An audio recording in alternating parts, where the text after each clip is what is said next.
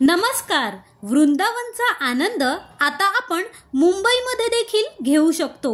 बोरिवलीपासून Govardhan eco village वृंदावनचा प्रवास maximum 3 तासांच्या अंतरावर आहे. पहाटे बोरिवलीवरून डहाणूची आम्ही ट्रेन पकडली. पालघर स्टेशनला उतरून पाऊण तासाच्या अंतरावर हमरापूर या स्थानकापर्यंत बसचा प्रवास केला आणि हमरापूरवरून रिक्षाने गोवर्धन इको विलेज वृंदावनपर्यंत 15 मिनिटाच्या अंतरावर निसर्गाच्या सानिध्यात असलेल्या गोवर्धन इको विलेज म्हणजेच वृंदावनला भेट दिली. मॅक्सिमम 1000 रुपयाच्या आत तुम्ही वृंदावनची ही धार्मिक ट्रिप करू शकता.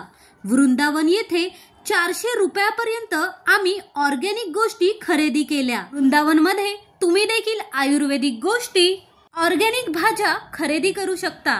वृंदावनमध्ये गेल्यावर तुम्ही मोफत खिचडीचा आणि दुपारी मोफत सात्विक जेवणाचा आनंद घेऊ शकता.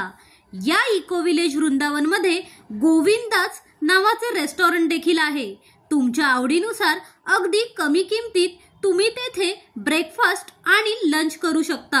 या वृंदावनात भेट देण्यासाठी सुट्टीच्या दिवशी मौज मस्ती करण्याचा हेतू न बाळगता श्रद्धा भावनेने श्रीकृष्णा संबंधित मोलाची माहिती तुम्ही येथे आत्मसात करू शकता.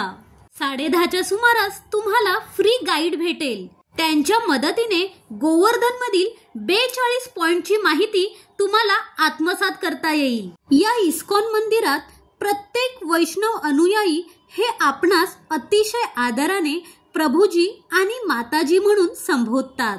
या सुंदर गोमातांना देवाची नावे ठेवलेली आहेत. कोणी राम तर कोणी श्याम.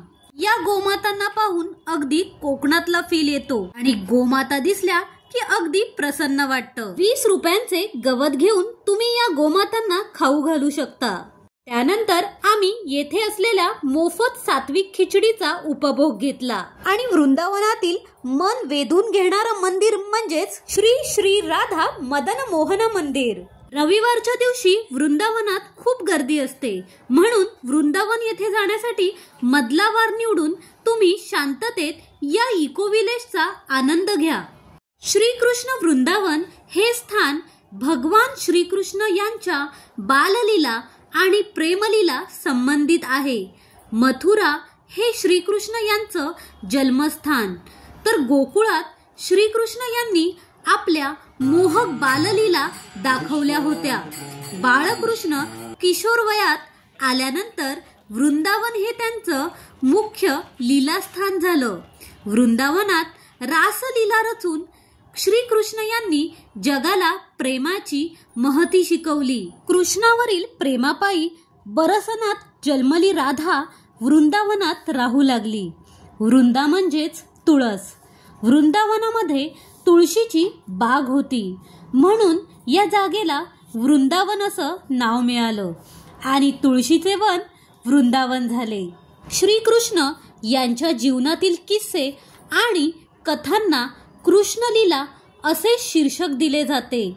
श्रीकृष्ण यांच्याबद्दल सविस्तर अशी माहिती तीही अगदी सोप्या पद्धतीने या वृंदावनात असलेल्या हुबेहूब सुंदर अशा स्टॅच्यूच्या स्वरूपात तुम्हाला आत्मसात करता येईल. वृंदावनात औषधी वनस्पती, साबण, भाज्या विक्रीसाठी ठेवलेल्या असतात.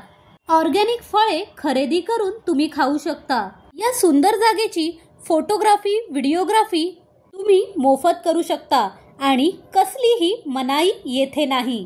फक्त येथे गेल्यावर स्वच्छतेची आणि शांततेची पुरेपूर काळजी घ्यावी.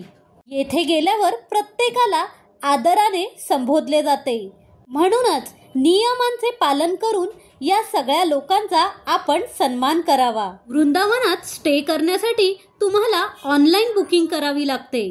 गोवर्धन इको विलेज पालघर याला मिनी वृंदावन म्हणण्याचे कारण म्हणजेच गोवर्धन इको विलेज वृंदावन मेरो ब्रजधाम सारखे दिसते.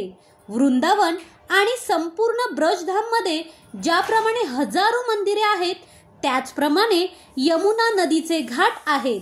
त्याचप्रमाणे मथुरा, वृंदावन, गोकुळ, नांदगाव, बरसाना आणि गोवर्धन यासारख्या ब्रजधाम परिसरातील सर्व प्रमुख मंदिराची झलक गोवर्धन इको विलेजमध्ये म्हणजेच पालघरमध्ये पाहता येते।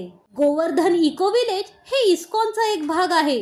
तुम्हाला माहीतच आहे की इस्कॉनने भगवान श्रीकृष्णाची अनेक मंदिरे बांधली, जिथे दररोज भगवान श्रीकृष्णाची पूजा केली जाते आणि देश विदेशातील लोक यामध्ये सहभागी होतात। असे म्हटले जाते की गोवर्धन इको विलेज पालघर राधानाथ स्वामींच्या कृषी क्षेत्राच्या विकासाच्या कल्पनांना पुढे नेण्यासाठी बांधले गेले।